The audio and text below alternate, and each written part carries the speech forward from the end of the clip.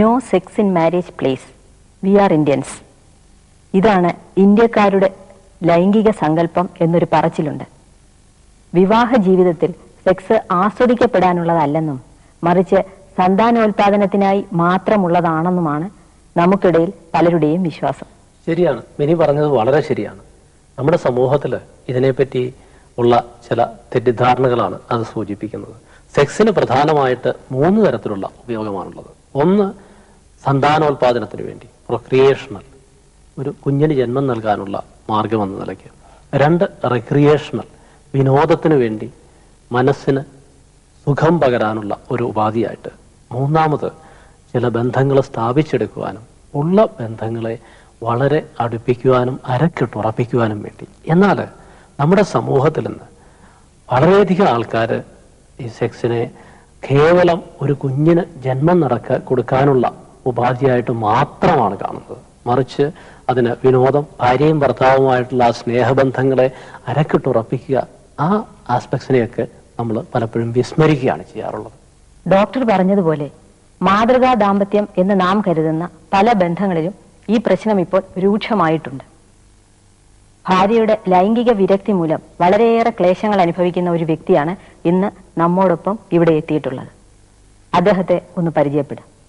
സ്വന്തം ഐഡന്റിറ്റി വെളിപ്പെടുത്താനായിട്ട് താല്പര്യമില്ലാത്തതുകൊണ്ട് അദ്ദേഹം ഒരു മാസ്ക് ധരിച്ചുകൊണ്ടാണ് നമ്മളോടൊപ്പം ഇന്നിവിടെ എത്തിയിരിക്കുന്നത്. നിങ്ങളുടെ ലൈംഗിക ജീവിതത്തിൽ ചില പോരായ്മകളുണ്ടല്ലേ? അതെന്തൊക്കെയാണ്? ലൈംഗിക ജീവിതത്തിലെ പോരായ്മ എന്ന് പറയുന്നത്, ഭാര്യയ്ക്ക് ഞങ്ങൾക്കൊരു കുട്ടിയുണ്ട്, അതുകൊണ്ടാണല്ലോ അത് വിവാഹം കഴിച്ച് നോർമലായിട്ടുള്ള ലൈംഗിക ബന്ധം ഉണ്ടായില്ലെങ്കിലും എൻ്റെ അടിസ്ഥാനത്തിൽ ഞങ്ങൾക്കൊരു കുഞ്ഞുണ്ട്. നല്ല നിലയിൽ കുഞ്ഞ് ഭാര്യ ഞാനുമായിട്ടുള്ള ബന്ധം നടന്നു പോകുന്നു. പുറമേ നോക്കുന്നവർക്ക് കാര്യമായ പ്രശ്നമൊന്നും അനുഭവപ്പെടുകയില്ല. പക്ഷെ ഞങ്ങളുടെ പ്രശ്നം എന്ന് പറയുന്നത്, വിവാഹം കഴിച്ച ആദ്യ കാലത്ത് തന്നെ ഞാൻ എന്നെ സംബന്ധിച്ച് പറഞ്ഞാൽ ഞാൻ ലൈംഗിക കാര്യങ്ങളിൽ അല്പം താല്പര്യമുള്ള ആളാണ്. തന്നെയുള്ള വളരെ പ്രധാനപ്പെട്ട ഒരു വ്യക്തിയെ സംബന്ധിച്ച് ഒരു ഭൗതിക കാര്യം കൂടിയാണ്. ഒരു വ്യക്തിയെ സംബന്ധിച്ച് ലൈംഗികമായ കാര്യങ്ങൾ വളരെ പ്രധാനപ്പെട്ടതാണെന്ന് ഞാൻ കരുതുന്നു. പ്രത്യേകിച്ച് വിവാഹ ജീവിതത്തിന്റെ നല്ല നിലയിലുള്ള ഒരു വിവാഹ ജീവിതത്തിന്റെ വിജയത്തിന് ശരിയായ നിലയിലുള്ള ഒരു ലൈംഗിക ഡീലിങ്സ് ഭാര്യയുടെയും ഭർത്താവിന്റെയും ഭാഗത്തുനിന്ന് ഉണ്ടാവണമെന്നും അത് വളരെ പ്രധാനമാണെന്നും കരുതുന്ന ഒരാളാണ് ഞാൻ. ചെറുപ്പം മുതൽ തന്നെ എനിക്ക് ലൈംഗിക കാര്യങ്ങളിൽ താല്പര്യം ഉണ്ടായിരുന്നു. പക്ഷെ ഞാൻ ഇച്ചിരി വൈകിയാണ് കല്യാണം കഴിച്ചതെങ്കിലും ഞാൻ വിവാഹത്തിന് മുമ്പ് ഒരു സ്ത്രീകളുമായിട്ടൊന്നും ബന്ധപ്പെട്ടിട്ടുണ്ടായിരുന്നില്ല. എങ്കിൽ തന്നെ ഞാൻ അങ്ങനെ ബന്ധപ്പെട്ട് തെറ്റാണെന്ന് കരുതുന്നതുകൊണ്ടല്ല, പക്ഷെ അങ്ങനെ ഒരു ബന്ധപ്പെടേണ്ട ഒരു സാഹചര്യം ഉണ്ടായിട്ടില്ല. ബന്ധപ്പെടുന്നില്ലെങ്കിൽ തന്നെയും ലൈംഗിക താല്പര്യങ്ങൾ എന്നെ സംബന്ധിച്ചിടത്തോളം വളരെ പ്രധാനമായിരുന്നു. മനസ്സിൽ ആഗ്രഹം പ്രകടിപ്പിച്ചില്ലെന്നുള്ളൂ. അപ്പം ഭാര്യ ആയിട്ടാണ് ഞാൻ ആദ്യമായിട്ട് ബന്ധപ്പെടുന്നത്. അപ്പൊ അറിയത്തില്ലെന്ന് പറയുമ്പോഴും എനിക്ക് ലൈംഗിക കാര്യങ്ങളെ പറ്റി നന്നായിട്ട് വായിച്ചും പഠിച്ചും ചെറുപ്പം പോലെ ഉണ്ടായിരുന്നു. അപ്പൊ വിവാഹം കഴിച്ച ആദ്യ രാത്രി തന്നെ എനിക്ക് മനസ്സിലായി ഭാര്യയ്ക്ക് ലൈംഗിക കാര്യങ്ങളിൽ വലിയൊരു അറിവില്ലെന്ന് വെച്ചാൽ അതിനെപ്പറ്റി ഒന്നും തന്നെ അറിയത്തുണ്ടായിരുന്നില്ല. എങ്ങനെയാണ് പുരുഷനും സ്ത്രീയുമായിട്ട് ലൈംഗികമായിട്ട് ബന്ധപ്പെടുന്നോ, അത് എങ്ങനെയാണെന്ന് വെച്ചാൽ അതിന്റെ പ്രക്രിയ, ഈ ലിംഗ ഉദ്ധാരണം ഉൾപ്പെടെയുള്ള കാര്യങ്ങളെ സംബന്ധിച്ച് ഭാര്യയ്ക്ക് അറിയത്തില്ല എന്നുള്ളത്. അത് വളരെ അതിശയമായ കാര്യം. ഇപ്പൊ വൈകി വിവാഹം കഴിക്കുന്ന എന്റെ ഏകദേശം ഉള്ള ഏജുള്ള ഒരാളാണ് എന്റെ ഭാര്യ. അപ്പൊ ഇത്രയും വൈകി വിവാഹം കഴിക്കുന്ന ഒരാളെ സംബന്ധിച്ചിടത്തോളം ഇത്തരം ഒരു അറിവില്ലായ്മ എന്നെ സംബന്ധിച്ചിടത്തോളം ഒരു അതിശയമായിരുന്നു. നമ്മുടെ സമൂഹത്തിൽ ഇപ്പോൾ ഒരുപാട് അജ്ഞത നിലനിൽക്കുന്നുണ്ട്. കാര്യം, കേരളം മറ്റ് സംസ്ഥാനങ്ങളെ അപേക്ഷിച്ച് വിദ്യാഭ്യാസത്തിന്റെ കാര്യത്തിലും സാക്ഷരതയുടെ കാര്യത്തിലും ഒക്കെ ഒരുപാട് മുൻപിലാണ്. എങ്കിൽ പോലും നമ്മുടെ നാട്ടിലെ സ്ത്രീകൾക്ക് ലൈംഗിക കാര്യത്തിൽ ഒരുപാട് അജ്ഞതയുണ്ട്. ഇതിൽ സ്ത്രീകൾ മാത്രമല്ല, പുരുഷന്മാർക്കും അജ്ഞതയുണ്ട്. അപ്പൊ എന്നെ സംബന്ധിച്ച് ഈ അറിവില്ലായ്മ സാധാരണ ഭർത്താക്കന്മാർ എനിക്ക് തോന്നുന്ന ഒരുപക്ഷെ ഈ ഭാര്യയുടെ അറിവില്ലായ്മ ഒരു ക്രെഡിറ്റായിട്ട് കണക്കാക്കും. എന്നുവെച്ചാൽ അത് കന്യകയാണ് എന്നുള്ളതിന് ഏറ്റവും വലിയ തെളിവാണല്ലോ. ഈ അറിവില്ലായ്മ തന്നെ കന്യക എന്നുള്ളതിന്റെ ഏറ്റവും വലിയ തെളിവാണ്. പക്ഷെ അങ്ങനെ ഒരു കാഴ്ചപ്പാട് എനിക്കില്ലാത്തതുകൊണ്ട് ഞാനിതിൽ സന്തോഷനായിരുന്നു. പക്ഷെ ഞാൻ വിചാരിച്ച് സ്വാഭാവികമായിട്ടും പടിപടിയായിട്ട് താല്പര്യമൊക്കെ വികസിച്ചു വരും. അപ്പൊ താല്പര്യം ഇല്ലാന്ന് പറയുമ്പോൾ ഭാര്യയെ സംബന്ധിച്ച് ലൈംഗിക കാര്യങ്ങളിൽ ആദ്യകാലത്ത് ഒരു വിരോധമൊന്നും ഫേസ് ചെയ്തിട്ടുണ്ടായിരുന്നില്ല. വിരോധമൊന്നും ഇല്ലായിരുന്നു. ഞാൻ മുൻകൈ എടുക്കുമ്പോൾ അതിനോട് നിങ്ങളുടെ ഭാര്യ എപ്പോഴെങ്കിലും ലൈംഗിക ബന്ധത്തിന് മുൻകൈ എടുത്തിട്ടുണ്ടോ? ഉണ്ടായിട്ടില്ലെന്ന് തന്നെ വേണം. ഭാര്യ മുൻകൈ എടുത്ത് ലൈംഗിക ബന്ധത്തിൽ ഏർപ്പെടുന്ന ഒരവസ്ഥ ഭാര്യയ്ക്ക് എന്ത് ചെയ്യണമെന്നോ എങ്ങനെ സഹകരിക്കണമെന്നോ അറിവില്ലായ്മ കൊണ്ട് അറിവില്ലായ്മയാണെന്ന് ഞാൻ വിചാരിച്ചിട്ടുണ്ടോ ആദ്യം. പിന്നീട് അത് ഒരു നേച്ചറാണെന്നുള്ളത് പിന്നീട് എനിക്ക് മനസ്സിലായി വന്നു. ഭാര്യയുടെ ഒരു അപ്പൊ ആദ്യകാലത്ത് കുട്ടികളൊക്കെ ഉണ്ടാകുന്നതിനെ സംബന്ധിച്ച് ഒരു എന്റെ ഭാര്യയെ സംബന്ധിച്ച് ഒരു കുട്ടി ഉണ്ടാകാൻ വേണ്ടിയിട്ടുള്ള ഒരു പ്രക്രിയ എന്നുള്ള നിലയ്ക്ക് ലൈംഗികതയെ കണ്ടിരുന്നുള്ളൂ. ഇപ്പോഴും അങ്ങനെ കാണുന്നു. അപ്പൊ ലൈംഗിക ബന്ധത്തിന്റെ മറ്റു വശങ്ങളെ സംബന്ധിച്ച് ഒരു പ്രത്യുൽപാദന ആവശ്യത്തിന് വേണ്ടി മാത്രമല്ല അപ്പൊ ഇത് താല്പര്യമാണ് ഉണ്ടായിരുന്നത് ഇന്നെനിക്ക് മനസ്സിലാവുന്നത്. അത് കഴിഞ്ഞ് കുട്ടിയൊക്കെ ഉണ്ടായി കുറച്ച് കഴിഞ്ഞതോടുകൂടി താല്പര്യം കുറഞ്ഞു വരികയായിരുന്നു. അപ്പം താല്പര്യം കുറഞ്ഞെന്ന് പറയുമ്പോൾ മുൻകൈ എടുത്താൽ തന്നെ സഹകരിക്കുന്നതിന്റെ ഉള്ള താല്പര്യം കുറഞ്ഞു തുടങ്ങി. അപ്പൊ അന്നൊക്കെ ഭാര്യ പറഞ്ഞിട്ട് ഞാനിതിനെപ്പറ്റി പരാതി പറയുമായിരുന്നു. ഇതല്ല ഇങ്ങനെയല്ല ഭാര്യ ഭർത്തൃ ബന്ധം എന്ന് പറയുന്നത് സെക്സ് വളരെ പ്രധാനപ്പെട്ട കാര്യമാണെന്നൊക്കെ ഞാൻ പറയുമായിരുന്നു. അപ്പം ഭാര്യ പറയുന്നത് ഇപ്പം എന്തെങ്കിലുമൊക്കെ മറ്റ് ന്യായങ്ങൾ ഉന്നയിക്കും. നിങ്ങൾ വേണ്ട പോലെ സഹകരിക്കുന്നില്ല വീട്ടിൽ, അല്ലെങ്കിൽ കുഞ്ഞിനോട് സ്നേഹമില്ല, ഇത് മാത്രമായിട്ട് എന്തിനാ ബന്ധപ്പെടുന്നേ, കുടുംബജീവിതത്തിലെ മറ്റു കാര്യങ്ങൾ ഒക്കെ നോക്കാതെ ഈ ലൈംഗികത മാത്രം നോക്കിയിരുന്ന കാര്യം ചിലപ്പോൾ അങ്ങനെ ആയിരിക്കും. ചിലപ്പോൾ ഇങ്ങനെ ആയിരിക്കും, നമുക്കൊരു വേണ്ടത്ര പ്രൈവസി ഒന്നുമില്ല, വീട്ടിൽ സൗകര്യങ്ങളോ കുറവാണ്, അപ്പൊ മറ്റ് ഉള്ള ശ്രദ്ധിക്കും. അപ്പൊ അതൊക്കെ ഞാനിത് കുറേയൊക്കെ വിശ്വസിച്ചിരുന്നു ആദ്യകാലത്ത്.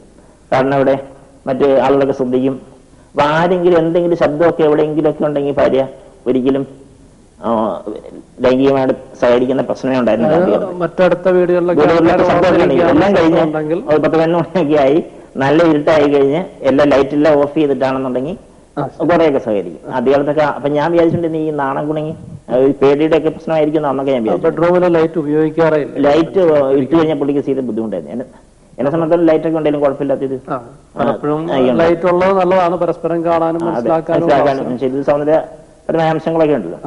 നിങ്ങളുടെ ലൈംഗിക ജീവിതത്തിന്റെ ഇപ്പോഴത്തെ അവസ്ഥ എന്താണ്? ഞാൻ കുറച്ചാളായിട്ട് ലൈംഗിക ബന്ധം ഞാൻ തന്നെ കുറച്ച് കുറച്ചു. എന്ന് വെച്ചാല് ഈ താല്പര്യമില്ലാത്ത ആളെ ആയിട്ട് ലൈംഗിക ബന്ധത്തിൽ ഏർപ്പെടുന്നത് മാനസിക പീഡനമാണ്. ശരിക്കും എനിക്ക് ബലാത്സംഗത്തിൽ ഒരു താല്പര്യമില്ലാത്ത ആളെ ഞാൻ. അപ്പം ബലാത്സംഗം പോലെയുള്ള എനിക്കത് സങ്കല്പിക്കാൻ പോലും വയ്യാത്തൊരു കാര്യമാണ് ബലാത്സംഗം.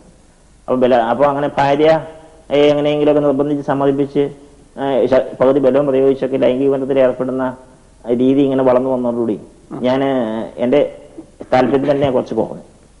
എന്നിട്ടിപ്പോ അവസാനം വന്നെന്നു വെച്ചാൽ ഇപ്പം 5-6 മാസമൊക്കെ കഴിഞ്ഞ് 5-6 മാസം വരെ ഞങ്ങൾ ബന്ധപ്പെടാതിരുന്ന അവസ്ഥ 1 വർഷം വരെ ഉണ്ടായിരുന്നു. 1 വർഷം വരെ കഴിഞ്ഞിട്ടുണ്ട്. അപ്പൊ അതൊക്കെ കഴിഞ്ഞ് ബന്ധപ്പെടുമ്പോൾ ഞാൻ വിചാരിച്ചു ഈ ഗ്യാപ്പ് വന്നു വരും. ആദ്യമൊക്കെ 1 മാസം ഗ്യാപ്പൊക്കെ ഉണ്ടെങ്കിൽ ഭാര്യ അല്പം സഹകരിക്കുമായിരുന്നു ആദ്യകാലത്തൊക്കെ. അല്ലെങ്കിൽ 2 ആഴ്ച ഗ്യാപ്പ് അല്ലെങ്കിൽ 2 മാസം ഗ്യാപ്പൊക്കെ ഉണ്ടെങ്കിൽ ഒന്ന് സഹകരിക്കും, പിറ്റേ ദിവസം വീണ്ടും മോശവും അങ്ങനെയായിരുന്നു. അത് കഴിഞ്ഞപ്പോ ഈ 5-6 മാസം ഗ്യാപ്പൊക്കെ വന്ന അവസ്ഥ വന്നതോടുകൂടി അതിലും മോശമായി കാര്യങ്ങൾ. ചെറുതായിട്ടൊക്കെ ചെറിയ വില ഇതൊക്കെ നിർബന്ധമൊക്കെ പറഞ്ഞ് പറഞ്ഞൊന്നും നടക്കില്ല. ഭൗതികമായിട്ട് എന്തെങ്കിലും ചെയ്താലേ എന്തെങ്കിലും സമ്മതിക്കുള്ളൂ. പറഞ്ഞിട്ട് കാര്യമില്ല. വസ്ത്രങ്ങളൊക്കെ അഴിച്ചു കളയുന്ന ഞാൻ തന്നെ അഴിച്ചു കളയേണ്ട സ്ഥിതിയാണ്. പുള്ളിക്കാരി സ്വയമായിട്ട് കളയില്ല, ഒരിക്കലും കളയില്ല. അത് ഇതുവരെ ഉണ്ടായിട്ടില്ല. വിവാഹം തുടങ്ങിയ കാലം മുതൽ ഇന്ന് വരെ സ്വന്തമായിട്ട് വസ്ത്രം അഴിച്ചു കളയുന്ന സ്ഥിതി ഉണ്ടായിട്ടില്ല. വസ്ത്രം അഴിക്കാൻ തയ്യാറാകുവാണ് അത് ചില കാലങ്ങളൊക്കെ ആദ്യമായിട്ട് കുറെയൊക്കെ താല്പര്യം ഉണ്ടായിരുന്ന കാലത്ത് അല്പസ്വല്പമൊക്കെ വസ്ത്രം അഴിക്കാനൊക്കെ ഇതൊക്കെ അതും ഞാൻ തന്നെ അഴിക്കണം. ഇതൊക്കെ അടിക്കുള്ളൂ. ഞാൻ തന്നെ വസ്ത്രം അഴിക്കണം. പിന്നെ എന്താണെന്ന് വെച്ചാൽ ഞാൻ അഴിക്കുമ്പോൾ ചിലപ്പോൾ ശകലമൊക്കെ ഒന്ന് സഹകരിക്കുന്ന രീതിയിൽ എങ്ങനെ ഒന്ന് അന്ന് തരും. അതൊക്കെ തന്നെ കടന്നു തരും. നല്ല അതൊക്കെ ആദ്യകാലത്തുണ്ടായിരുന്നു. ഇതിപ്പോ വന്നിപ്പം അവസാനമായപ്പോഴത്തേക്കും വസ്ത്രം ബലമായിട്ട് ഞാൻ തന്നെ അഴിക്കേണ്ട സ്ഥിതിയാണ്. അപ്പൊ വസ്ത്രം അത് ബന്ധപ്പെട്ട് തുടങ്ങിക്കഴിഞ്ഞാല് കൊച്ചങ്ങ് തുടങ്ങി ഇപ്പം മറ്റേ ഇൻസേർഷൻ കഴിഞ്ഞു കഴിഞ്ഞാല് പിന്നെ ചെറുക്കില്ല. പിന്നെ ചെറുക്കുന്ന പ്രശ്നമായിരുന്നു. ഒരു തിരിച്ചൊന്ന് കെട്ടിപ്പിടിക്കുകയോ ഉമ്മ വയ്ക്കുകയോ ഒക്കെ അങ്ങനെ ഒരു കാര്യദൂരം ഉണ്ടായിട്ട് ചുംബനം പുള്ളിക്കാരത്തി ഒരു വൃത്തികേടായിട്ട് കാണും. അതായത് ഈ കാരണന്മാര് മക്കളെ ചുംബിക്കുന്ന പോലെയുള്ള ചുംബനത്തിന് കുഴപ്പമില്ല. അതുപോലും പുള്ളിക്ക് താല്പര്യമില്ല. മറ്റേ ചുംബനം ഈ ഭാര്യയും ഭർത്താവും തമ്മിലുള്ള ലൈംഗികതയുള്ള ചുംബനം എന്ന് വെച്ചാൽ ഡീപ്പായിട്ടുള്ള ചുംബനത്തോട് പുള്ളിക്കാരത്തിക്ക് താല്പര്യം ഇല്ലെന്ന് മാത്രമല്ല അത് വൃത്തികേടായിട്ട് കാണും. അതിനർത്ഥം നിങ്ങളുടെ ഭാര്യയ്ക്ക് ഒരുപാട് തെറ്റിദ്ധാരണകൾ ലൈംഗികതയെ പറ്റി ഉണ്ട്. ഒരുപാട് തെറ്റിദ്ധാരണകളുണ്ട്. ബന്ധത്തിന്റെ സമയത്ത് അവർക്ക് ലൂബ്രിക്കേഷൻ ഉണ്ടാവാറുണ്ടോ? ലൂബ്രിക്കേഷൻ ഉണ്ടാവാറുണ്ട്. ബന്ധം തുടങ്ങി കഴിഞ്ഞാൽ പിന്നെ ലൂബ്രിക്കേഷൻ ഉണ്ട്. തുടങ്ങി കഴിഞ്ഞാൽ ആദ്യകാലത്തേക്ക് തുടങ്ങുന്നതിന് മുമ്പ് തന്നെ ഉണ്ടായിരുന്നു. കുട്ടിയൊക്കെ ജനിക്കുന്ന ആ കാലത്തും അതിന് ശേഷം 2-3 വർഷത്തേക്കൊക്കെ ആദ്യ കാലങ്ങളില് ലൈംഗികമായിട്ട് കുറച്ച് ഇങ്ങനെ ഇതൊക്കെ ബന്ധപ്പെട്ട് മറ്റേ ലൈംഗിക ഇൻസർഷൻ അല്ല മറ്റ് ഇതൊക്കെ നടന്നു കഴിയുമ്പോഴത്തേക്കും പുള്ളിക്കാരത്തി ലൂബ്രിക്കേഷൻ ഒക്കെ ഉണ്ടാകുമായിരുന്നു. ഇപ്പൊ ഏറ്റവും ലേറ്റസ്റ്റ് ആയിട്ട് വന്നിട്ട് ലൂബ്രിക്കേഷൻ ലൈംഗിക ബന്ധം കുറച്ചങ്ങ് ആയി കഴിഞ്ഞാൽ പിന്നെ ലൂബ്രിക്കേഷൻ ഉള്ളൂ. ഇൻസേർഷൻ കഴിഞ്ഞ് അപ്പോ ഭാര്യയ്ക്ക് ഒരിക്കലും ലൈംഗിക ബന്ധത്തിന് മുൻകൈ എടുക്കാനായിട്ട് താല്പര്യമില്ല. അത് മാത്രമല്ല, നിങ്ങൾ ആവശ്യപ്പെട്ടാലും അതിനോട് താല്പര്യം പ്രകടിപ്പിക്കില്ല, ഒഴിഞ്ഞു മാറാനായിട്ട് ശ്രമിക്കും. അതേസമയം തുടങ്ങി കുറച്ചങ്ങ് കഴിഞ്ഞാൽ ആൾ എൻജോയ് ചെയ്യുന്നുണ്ട്. അതുണ്ട്, അങ്ങനെയുള്ള അവസ്ഥയാണ് ഏറ്റവും അവസാനത്തെ സ്ഥിതി. നിങ്ങളിപ്പോൾ ഇതൊരു രോഗമാണെന്നോ ഒരു മാനസിക പ്രശ്നമാണെന്നോ ഒക്കെ മനസ്സിലാക്കിയിട്ട് എത്ര നാളായി?